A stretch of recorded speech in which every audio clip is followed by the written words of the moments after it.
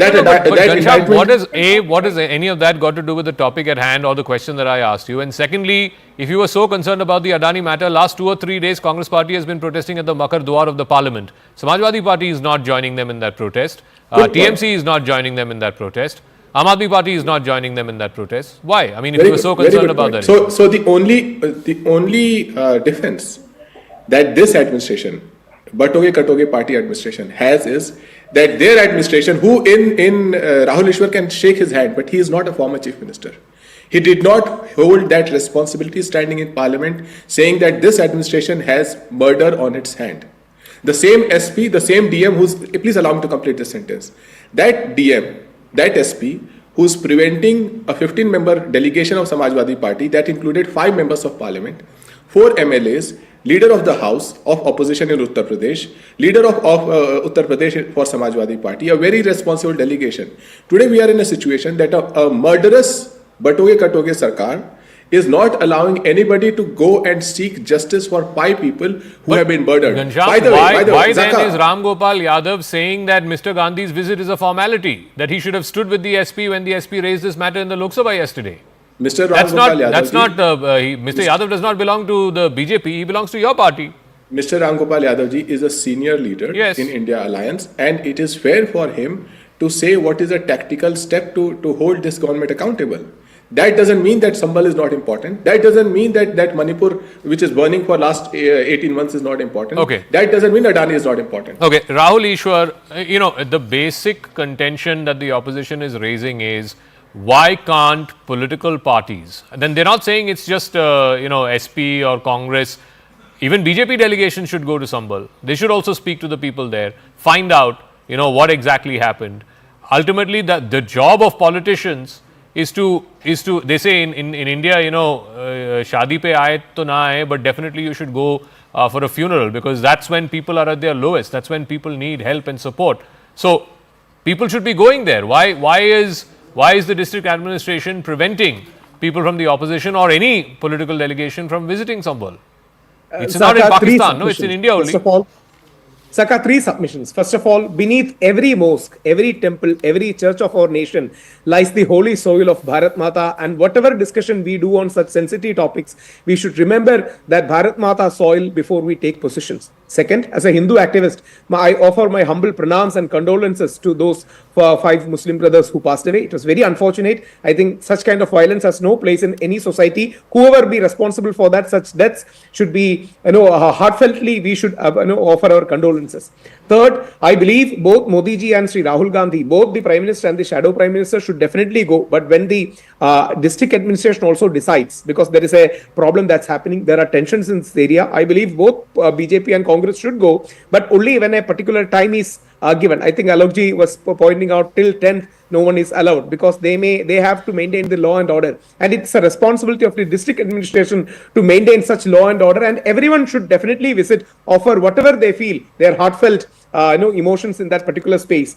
5, and please remember, there is a Kalki temple, and PM Modi ji himself inaugurated. Our Pramod Krishnan ji, who came from Congress and went to BJP, a very revered spiritual leader and a political person too. Pramod Krishnan ji is building a Kalki temple nearly 20 kilometers from this site, and Modi ji himself inaugurated it. So there are various versions to this story. I don't think anybody in BJP will ever say that Ajmer Dargah, or today like Vishnu Gupta, who's my friend from Hindu Sena, said Jama Masjid should be there. So there should be some kind of line. I think, being a Hindu activist, all the responsible Hindu leaders have said, like Sadhguru Jaggi Vasudev, that there should be some line somewhere. We cannot go on. Mr. Mohan Bhagwat, the RSS Sarsang Chalak himself said कि हर मंदिर के नीचे जाके शिवलिंग, हर मस्जिद के नीचे जाके शिवलिंग देखने की क्या जरूरत है? Articulated it the best. Pujaniya Sarsang Chalak articulated the best by saying that we cannot continuously keep on opening Pandora's boxes, and there should definitely be some limit. And please remember, places like Ajmer Dargah are the places where Narendra Modi ji himself sent the silk, or Advani ji went there. Murli Manohar Joshi, who is a great cultural activist of India and the former minister,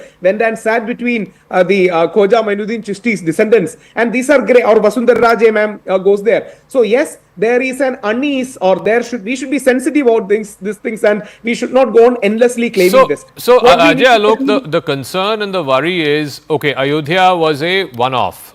Places of worship did not extend to Ayodhya, historical reasons, and then in 1991 the Parliament of India passed an act, and at that time BJP also had members of parliament. The issue is, after that, now you've had the Gyanvapi issue come to the courts, you've had the Shahi Idgah Mosque in Mathura, that has come to the courts. Now you have the situation in Sambhal come to the courts. People are also in the courts. There is also the Ajmer issue.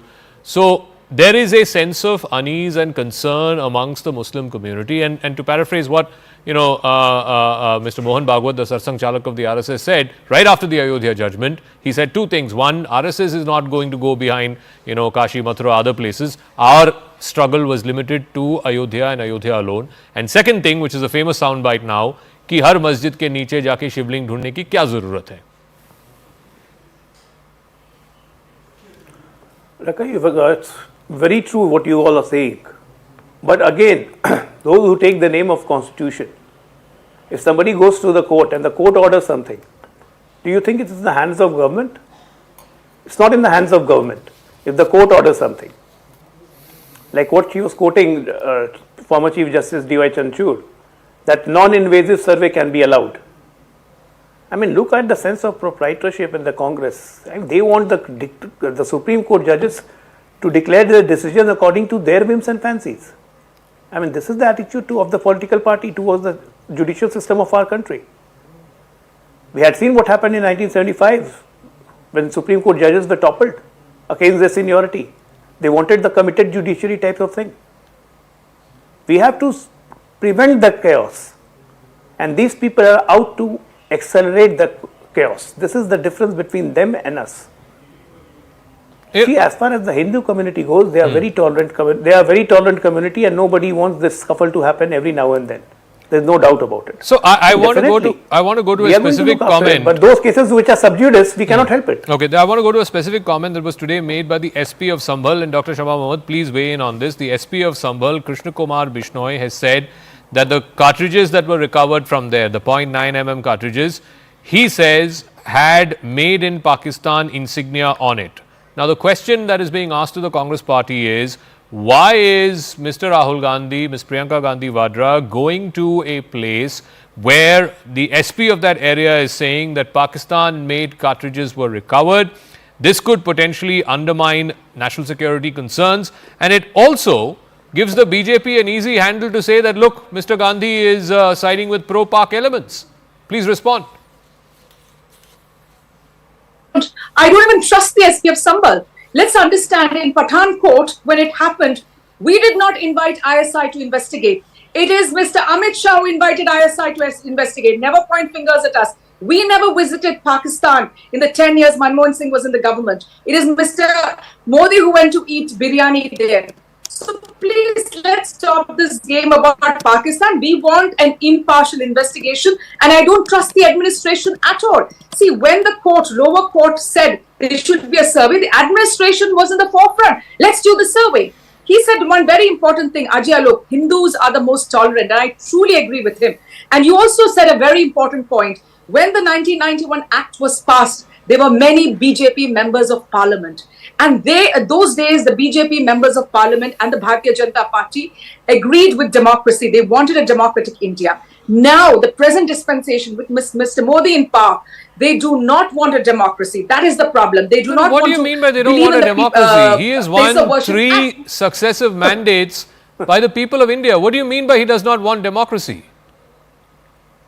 Of course, he doesn't want democracy. Otherwise, I'm not going into that. Otherwise, you wouldn't have gotten a law last year to change the way we appoint the election commission by removing the chief justice and put a cabinet minister on him. Of course, he doesn't want democracy, and I'm going to say that. But here, let's go back to the subject. Ma'am, Let me get back to the appointment subject. of election commissioners, it was a proposal put forth. How do you think election commissioners have been? No. Does the CJI have a role to play in the election commissioners? It is important to get 3 impartial since people. 1991. No. If you get 2:1, it is they are going to put a puppet. No. That we know. Right now, how do you think election commissioners are appointed? Do you think the judges have a role to play in appointing election commissioners? It used to be Chief Justice, the leader of opposition, and the Prime Minister. It was a proposal that was put forth, which has been rejected by the government. Be that as it may, that has nothing to do with democracy or being anti-democratic. The government has a a majority, they passed a bill. Now, Three let me just- mandates and record mandates Mr. Modi has got, and you can say he's have anti-democratic. Any sort of record mandate, but what this shows is that they do not want a democracy. They don't want to go by the constitution. This is a bill passed in the Parliament of India, the 1991 Act. So you say, let me ask. Open. No, one second. Let's not go behind this. One second. You said one second. You said about the Pakistani One second, thing. ma'am. That's So why we want investigation. That's where Rahul Gandhi's so far, there is no indication from the Treasury benches that they want to bring an amendment to the Places of Worship Act and exempt certain institutions or certain masjids from protection of Places of Worship Act. So far, there is no proposal to bring in a bill in Parliament to amend that, right? So I'm going by what evidence is there on record, what evidence is there in the public domain. As I understand and as I remember, again, I'm open to correction. Such a petition was moved when the same Justice D.Y. Chandrachud was CJI that you referred to, saying that, the Places of Worship Act needs to be scrapped. It was moved in the form of a PIL. And he said, this is not our domain, it's not our business to scrap acts, it's an act of the Parliament of India. If you want it changed, go back to Parliament and get it changed. No, but then why simple does as Chief that. Justice, Can I point out why one- does the Chief Justice of India say during the Gyanvapi case that you can do excavation without, without going in there? Now, That's you can also find wrong. fault with that. I don't quibble with that. non-invasive, But that the is wrong. technicality. That One is second. wrong. One He's second. opened a Please hear me Pandora's out. box. The technicality that he has, I interviewed him and I asked him this question, and he said, look, all I have said is you cannot fundamentally alter the religious character or the fundamental character of a place of worship. That is expressly prohibited under the Places of Worship Act 1991. He said, I did not ask for the change of the character of a place of worship. I simply asked for the ascertaining of the character of a place of So that's worship. what so That's he will say this. his technicality. Yeah, so it's very You can easy. argue That's why- against it. That's your why free he's will. Clever. That's why he's clever, because he's opened a Pandora's box. So Okay. a non-invasive excavation Rahul to Ishwar know the and then, significance. and So the then people will Bikram say there is a Singh temple Badal. and we Yeah. want the demolition of the mosque. Rahul We Ishwar. cannot go back to Rahul that. Ishwar, I think Jama Masjid has a point. This is a technicality. These are semantics. Yes, but he's just one opened the sec- Pandora's box. Look at the He's consequence. opened the Pandora's Okay, box. Rahul yeah, Ishwar. just one submission. Yeah, let Rahul Ishwar. Yeah. I'm a Hindu activist, I'm a Gandhi, and in spite of my friends in ultra-right who continuously attack Modi ji for not doing anything about Places of Worship Act, Modi ji has maintained a middle ground, a soft stance, and he has not scrapped it. It's hardly a 8-paragraph or 8-page worth thing that was brought by Narasimha Rao government. Had Modi ji wished, he could have easily changed it overnight. But Modi ji wanted that sense of calm there. That's the reason why, in spite of our continuous ultra right-wing brothers continuously attacking Modi ji still stood the ground and said or implied that he is not going to Place of Worship Act. I think that's a good thing that you should concede, Samaji, to Modi government. And one more thing, please How remember, dare there you is can no change path to that, my peace, dear? but peace is How the path. dare? Whenever we speak about serious, sensitive issue, I think the path of moderation and peace should be applied. What Sambhal needs or what Ajmer needs or what any space needs is Okay. a sense of moderation, sense of peace. And every party should work for it, especially BJP and Congress, being the two big parties. I hope they reach a consensus on I such want to ask Ghanshyam Tiwari this. While Mr. Rahul Gandhi is claiming that the visit is part of his constitutional responsibilities as leader of the opposition, there's also a question. There's a potential conflict between his political duties as leader of the opposition and the risk of inflaming an already volatile situation. Why do you ask Is that? it not the duty of the leader of the opposition not to inflame passions in a place which is already, wounded pretty badly and there is desperate need for healing those wounds? Is he fulfilling that role as LOP in trying to apply balm over those wounds, or is he inflaming those passions? Is it not Zakal. that also a constitutional responsibility? Zaka, let me simply put out the facts that were presented by Akhilesh Yadav ji in the parliament when the Goli Maro fame Giriraj Singh tried to interject him. One, he said it's a pre-planned conspiracy. He said the same SP, the DM, who's now is setting out dictates that November 30 tak koi nahi ja sakta and finding bullets from Pakistan. There are 30,000 murders in India in a day, in a year, as per the NCRB, and lakhs of crime committed. It's bizarre that so far we've never come out with this bizarre story.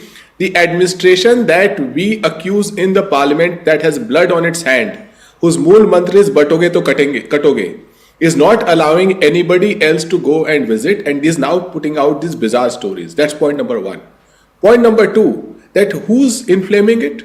Tell me, show me one BJP leader from Uttar Pradesh where Prime Minister is a member of Parliament. In the Parliament, outside the Parliament, one BJP spokesperson that has appealed for harmony. They have blood on their hands. Either their conspiracy, we charge them for conspiracy in the Parliament, either their conspiracy or by their own admission, their unpreparedness has caused death of 5 innocent people. Okay. Has so anybody either it taken is responsibility? complicity or it is Has anybody taken lack responsibility? of capability. So how can those Okay. who are responsible? One final point. Yeah. How can those who are responsible for this, entirely responsible either by conspiracy, complicity, or carelessness, be telling setting the rules that when the leader of opposition cannot go, when Samajwadi Party delegation cannot go, when Okay. BJP leaders themselves are doing nothing? So I'll give Ajay Alok the final word. Ajay Alok, that is Only they can the moot point. The moot point is this, that opposition leaders are free to go. I mean, Mr. Gandhi went to Hathras. He went to other places. The point is, by stopping them, you're actually proving their point. You're actually giving them conceding the point to them that, look, the administration has something to hide. Zaka, in this country, every individual who is a citizen of this country is free to go anywhere, but within the purview of law. If the district administration has raised some questions, we must abide by it, we must respect it.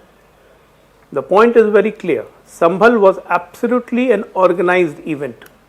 Imagine from where those stones came, numbers in lakhs, and they were stored up BJP in the gave houses. it. BJP gave the It not stones. would have been done on the same day. One day back, the pre-planning was there. The MP of the Samajwadi Party, the video surfaced out, he's clearly instigating people कि जाके अपनी बात खुद मत कर लो. It's open there.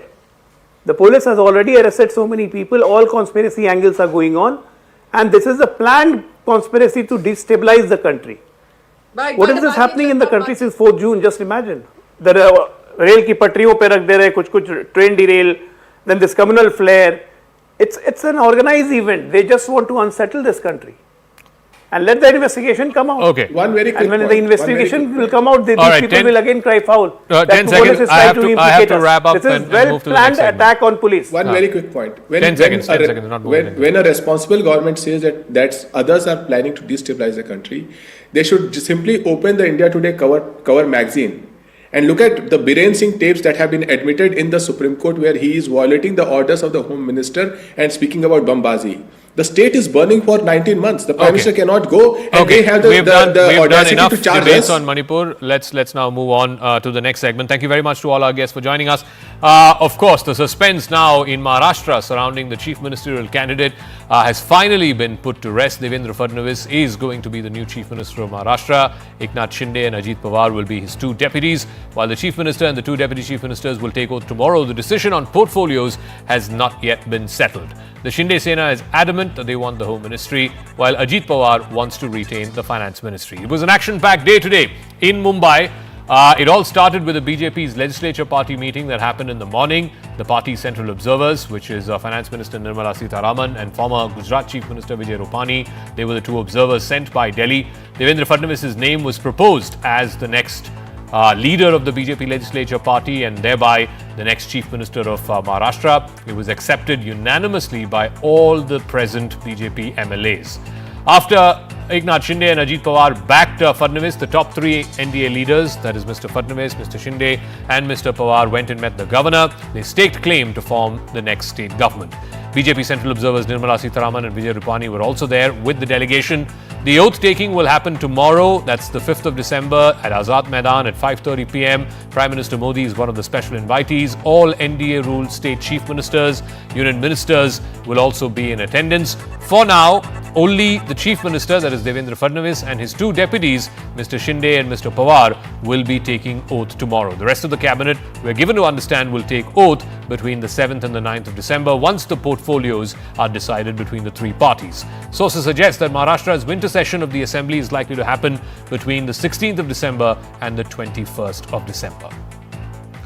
Now, after they staked claim to form the government in Maharashtra, all three leaders of the Mahayuti held a press conference. They sent out a big message of unity, that there were no differences among them. Though Shinde has agreed to take up the post of Deputy Chief Minister under Fadnavis, initially he refused to clear the air on the same, and there was a bit of a banter that happened between the three leaders in that press conference when Mr. Shinde was asked whether he will take oath along with Mr. Fadnavis as one of his deputies. This is what ensued. Eknathrao Shinde जी ने शिवसेना के अध्यक्ष के तौर पर और शिवसेना के legislature party के प्रमुख के तौर पर महाराष्ट्र के मुख्यमंत्री पद के लिए मेरे नाम की सिफारिश का पत्र दिया है। साथ साथ राष्ट्रवादी कांग्रेस पार्टी के अध्यक्ष और लेजिस्लेचर पार्टी के नेता माननीय अजीत दादा पवार जी ने भी उसी प्रकार का पत्र दिया है और एकनाथ राव जी को मैंने ये निवेदन किया था कि हम सभी की इच्छा है कि इस सरकार में वे स्वयं हमारे साथ रहे। महाराष्ट्र की जनता को जो वादे हमने किए हैं उन वादों को पूरा करने के लिए पूरी जी जान के साथ ये सरकार काम करेगी।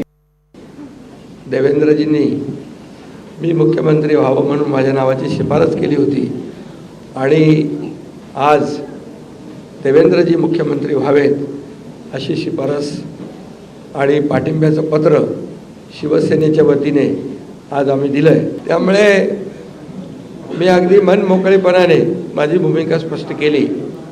अतिशय खेळीमेळीच्या वातावरणामध्ये हे सरकार स्थापन होत आहे।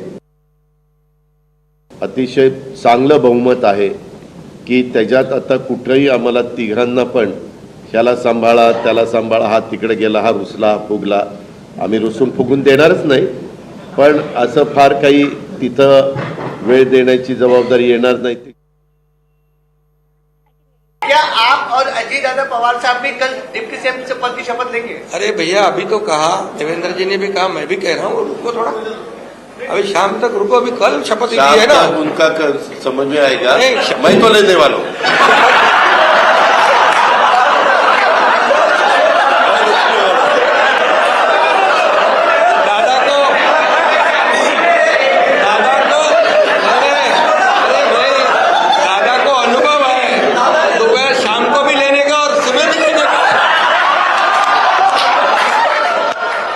A bit of a moment of fun and banter there between the Chief Minister designate and his two Deputy Chief Ministers designate. So this is a comeback moment, no doubt, for Devendra Fadnavis. He's getting ready to take oath for the third time.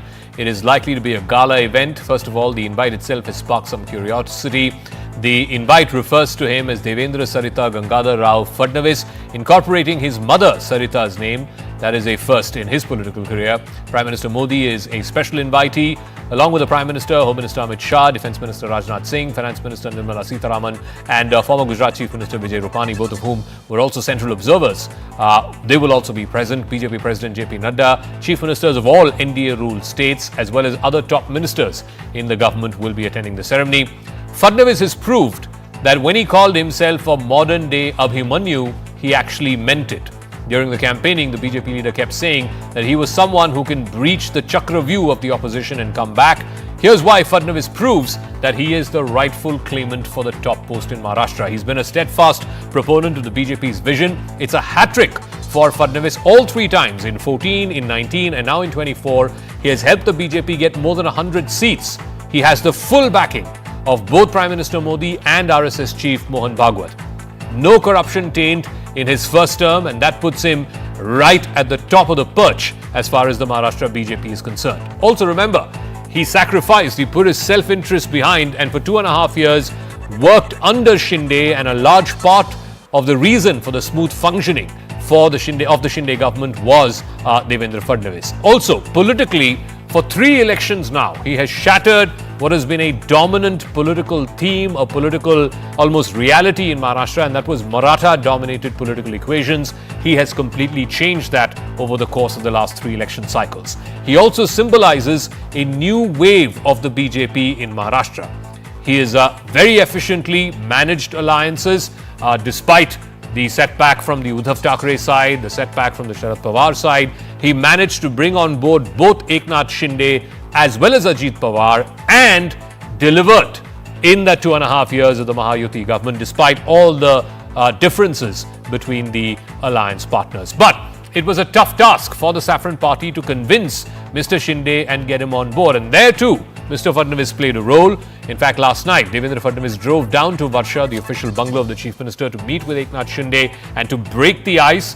The meeting reportedly lasted for about 30 minutes. Top BJP sources said that Mr. Shinde was assured by the BJP that he will retain all the portfolios that he had when he was Chief Minister for the last 2.5 years. However, the bone of contention is still the Home Ministry. Mr. Shinde is adamant that he should get the home portfolio, whereas Fadnavis and Shinde held discussions on other posts as well.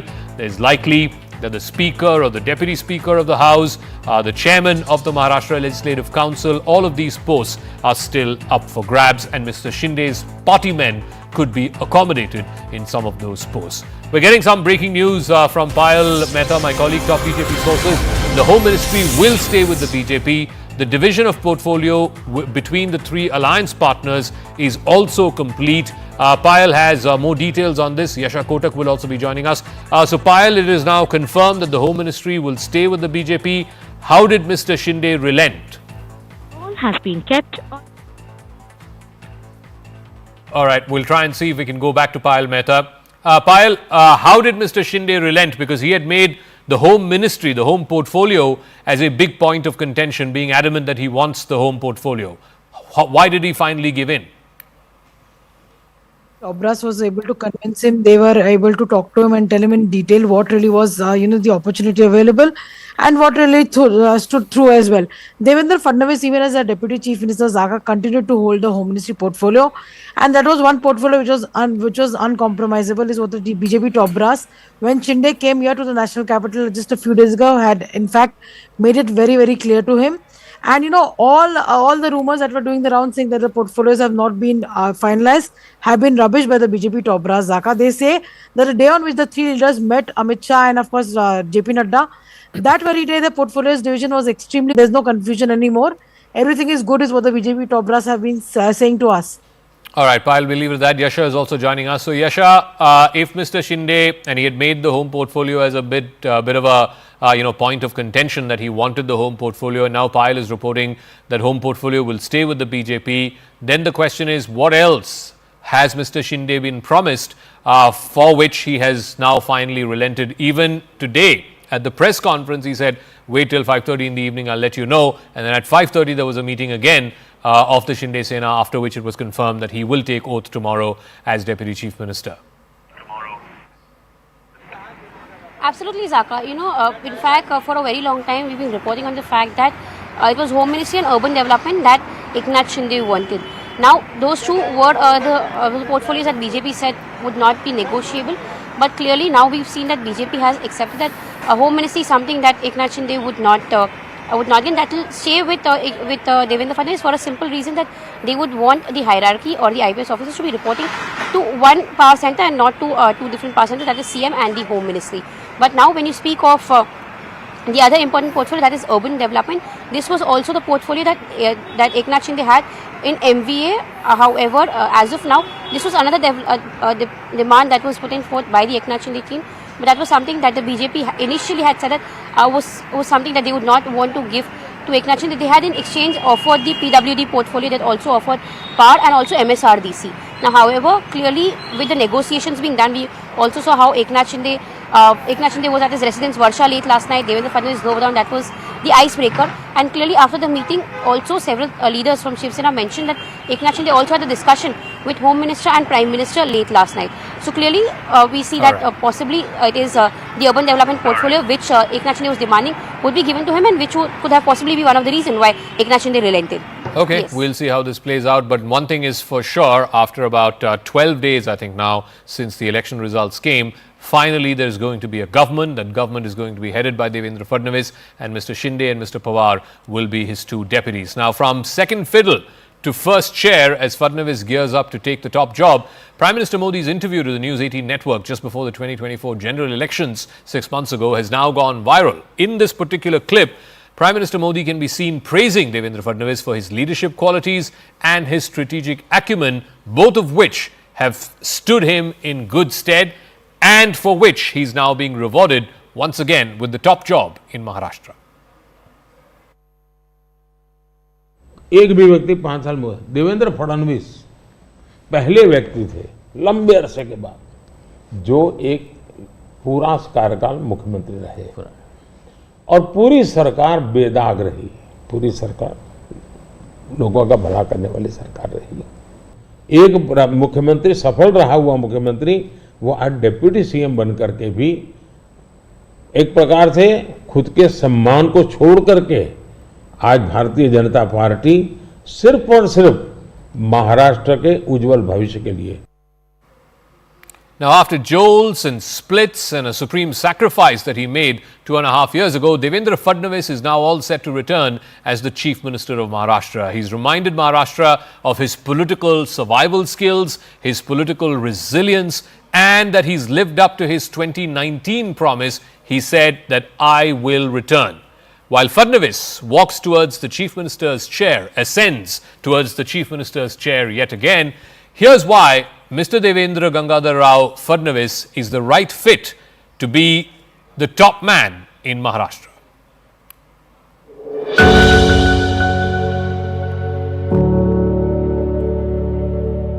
Prodigal son of Maharashtra, selfless Swayam Sevak, no-nonsense administrator, natural troubleshooter, and a neta with mass appeal. Devendra Fadnavis has created a new benchmark in Maharashtra politics.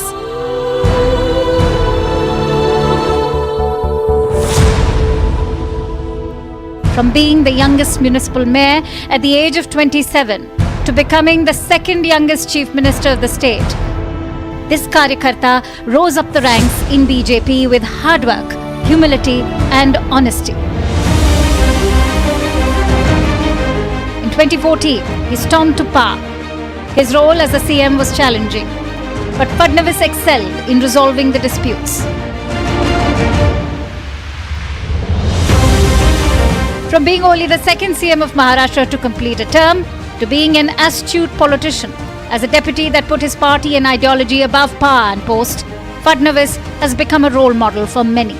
मैं आधुनिक अभिमन्यु हूँ, चक्रव्यूह को भेदना जानता हूँ। एक ये हमारी जो पूरी टीम है, इस टीम ने इस विजय को लाया।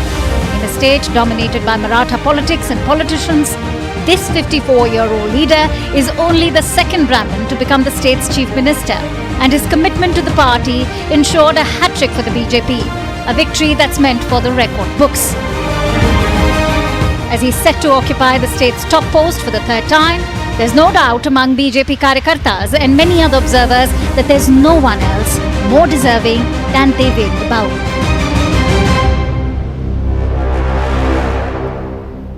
All right, Devendra Bhau making a comeback in Maharashtra politics, back to the top job. Quick break. When we come back on the other side, massive political crisis in South Korea. Martial law was imposed for about 3 hours, only for it to be withdrawn. We'll have details and a live CNN reporter from the situation in Seoul right on the other side of this break.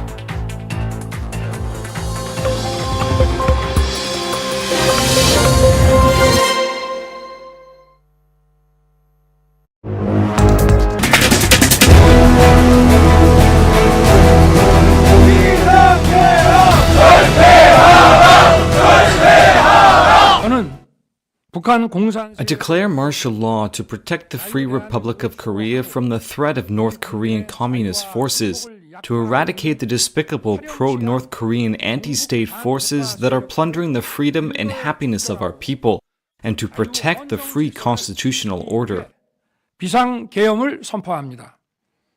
저는 이 비상계엄을 통해 Through this martial law, I will rebuild and protect the Free Republic of Korea, which is falling into the abyss of national ruin. To this end, I will definitely eradicate the anti-state forces who are the main culprit of the country's ruination and conduct vicious activities. 반드시 척결하겠습니다.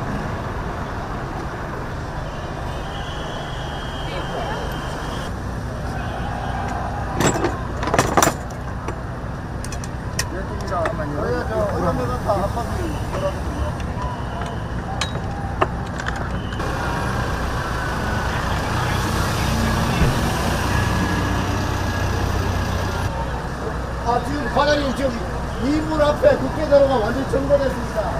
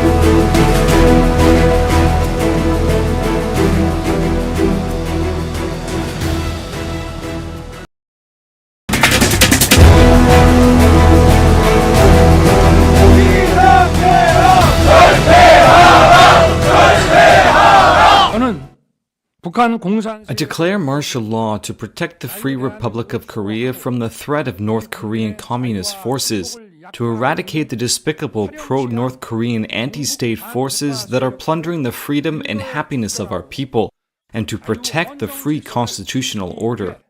비상계엄을 선포합니다. 저는 이 비상계엄을 통해 Through this martial law, I will rebuild and protect the Free Republic of Korea, which is falling into the abyss of national ruin. To this end, I will definitely eradicate the anti-state forces who are the main culprit of the country's ruination and conduct vicious activities. 반드시 척결하겠습니다.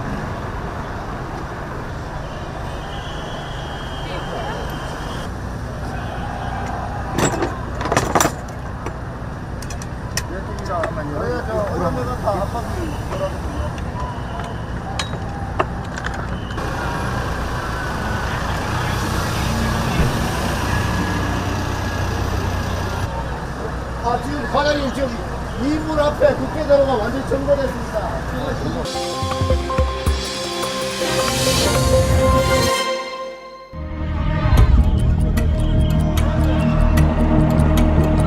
아니 국민이 국회에 들어가기 전에 왜 막아?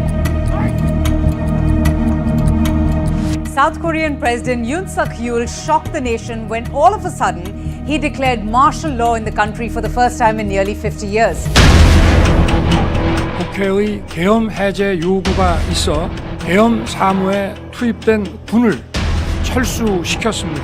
The president's drastic decision announced in a late-night TV broadcast mentioned anti-state forces and a threat from North Korea, while accusing the opposition of paralyzing the government, sympathizing with North Korea and undermining the nation's constitutional order.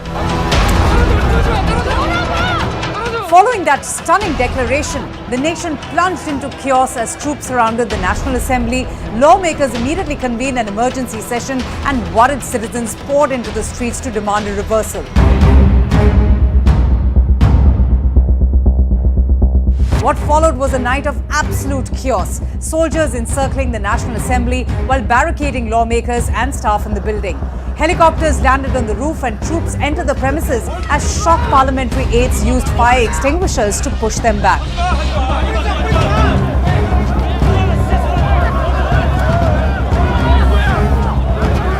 There was a complete crackdown and ban on political activities, strikes, protests, demonstrations, placing the media under military control. The news sparked immediate public outrage. Thousands of protesters, wrapped in coats against the freezing Seoul night, rushed to the National Assembly chanting, "End martial law, overthrow dictatorship."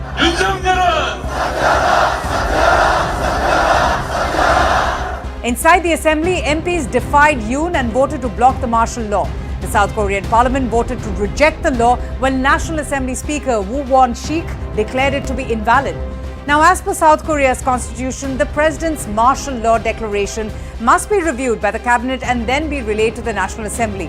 The president must comply when the National Assembly requests the lifting of a martial law by a majority vote of members. So within just a few hours of the shock martial law announcement came an equally shocking withdrawal. Now, many are left wondering why Yoon did what he did. So what happened that led Yoon to declare the martial law?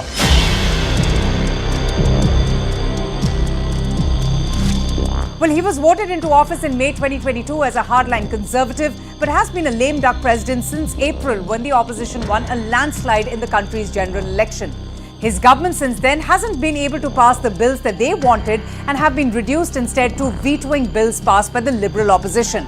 Yoon has also seen a fall in approval ratings, hovering around lows of 17%, and has been mired in several corruption scandals this year, involving one, the First Lady, who accepted a Dior bag, and another around stock manipulation. Just last month, he was forced to issue an apology on national TV, saying that he was setting up an office overseeing the First Lady's duties. But he rejected a wider investigation which opposition parties had been calling for.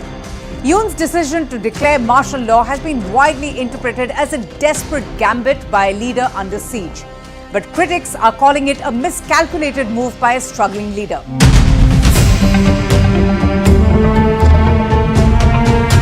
So what happens now? Well, President Yoon Suk-yeol's aborted attempt to declare martial law has led to mounting pressure for him to step down. 6 opposition parties have submitted a bill calling for Yoon's impeachment.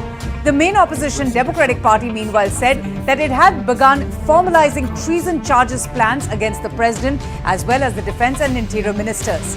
The country's largest union group said that members would strike until the president quits, and protesters are echoing the widespread demands for him to resign immediately. Yoon's chief of staff and other top officials have already submitted their resignations. Yoon's decision has been widely condemned, triggering painful memories of past authoritarianism and his rash action, which has sent shockwaves across the nation, which prides itself as a thriving and modern democracy. The move has also led to heightened tensions, further polarizing South Korea's political landscape while eroding people's trust in their leader and their democratic institutions. All right, so a martial law imposed in South Korea, only for it to be withdrawn after a space of 3 hours. Pressure now on President Yoon Suk-yeol to try and step down. The opposition there saying that they're going to bring an impeachment motion against him. There are some reports of protesters marching towards the presidential palace as well. Mike Valerio is a CNN correspondent joining us live from Seoul tonight. Mike, what's the situation there as of right now? Is there pressure on President Yoon to step down after what can be described as a fiasco last night, where he imposed martial law and then withdrew it 3 hours later? I think pressure on President Yoon to stand down is certainly the understatement of the moment. Absolutely. And what we can report, certainly in the vein of good news, is that peace has been restored to the area around the National Assembly where we saw all of the drama play out yesterday. Members of the South Korean military trying to barge into the proceedings that were underway by members of the National Assembly to invalidate the call by President Yoon to institute martial law across South Korea. So that is certainly good news that protests seem to be diminishing at the moment now that this acute phase of the crisis is over. But President Yoon here in South Korea really has one of two options, either resign or face impeachment. He has a deadline roughly of this weekend to decide on what to do. But I think it's important for an audience outside of South Korea to understand that, this could potentially last for months. It's going to take a while for the judges who are going to be potentially overseeing this trial to make a decision, up to 6 months. That means that South Korea could have an interim president leading the nation at a very sensitive time for the nation. So a lot of unanswered questions as we approach a deadline for President Yoon to say if he's going to stay or if he is going to go. So, Mike, now that we have the hindsight of 24 hours, what exactly was President Yoon trying to achieve? What was his objective announcing martial law in the first place? Because it seems to have politically backfired on him. It seemed as though he was backed. Yeah, it seemed as though he was backed into a corner. He has a lot of scandals that have been playing out since he was elected into office in 2022. And he said in his speech that took so many of us, millions here in South Korea, by surprise, that he, from his point of view, Green Lamb Laminates presents CNN News 18 Primetime Studio.